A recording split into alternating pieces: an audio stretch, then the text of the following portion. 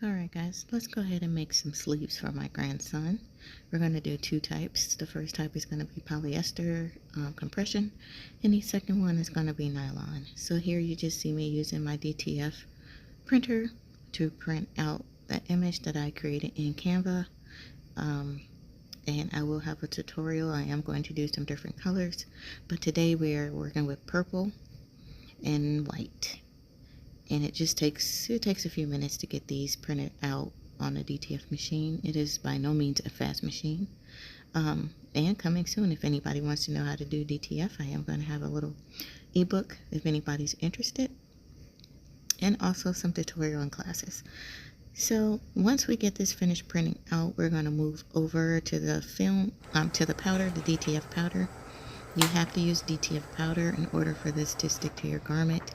Otherwise it would just smear, and you want to try and make sure that you cover every inch. And here I'm just showing y'all what it looks like on one side. And so now I'm just going to get this powder onto this image without smearing it, hopefully, and to get it all over the image.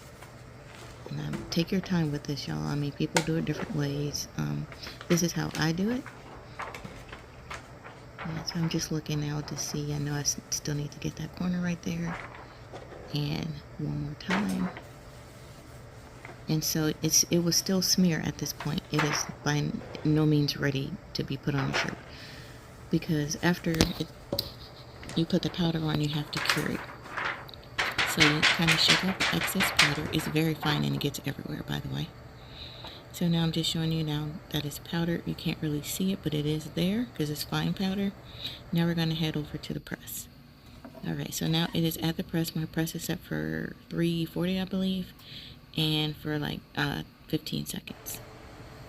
Alright, now it is cured. You can touch it. It will not come off. It will not smear. And so I am just showing you once again. Obviously I want to show you. I just want to keep showing you. So what I'm going to do here is go ahead and start cutting these so that they can fit my sleeve. Now in Canva, before I did anything in Canva, I did measure my sleeve, so you want to do that first. Especially the nylon ones, because, well, you'll see when I get to those. They look really small, but they can stretch really big. These polyester compressions do not stretch very much. Actually, my grandson said they were kind of tight. Even though they are arm sleeves, he used them for leg sleeves because they were a little big for him. He is a tiny little guy. So in here, I'm just cutting off the excess film. We don't need any excess on both sides. Boom, boom, boom, like that, right? Just cut it off. We don't need anything extra in the way, because it kind of throws off your measurement a little bit, so it's better to trim it down. Right, now we're getting ready to grab those sleeves.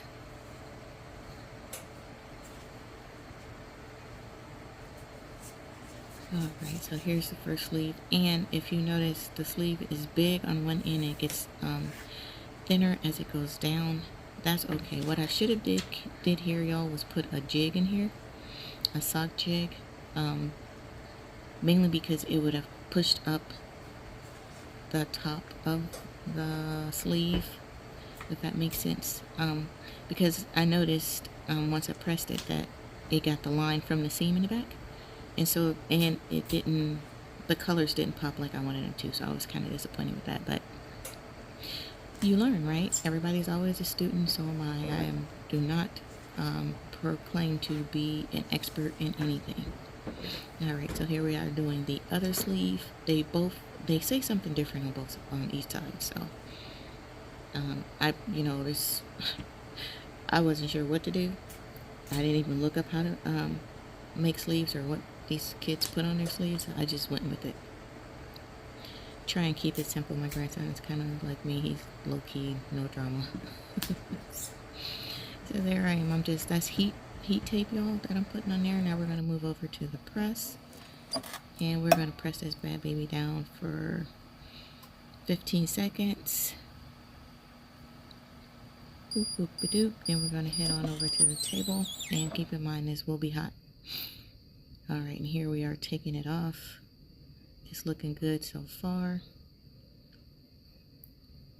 And see, if you look down the middle, you can see where the seam in the back, it didn't press quite right there.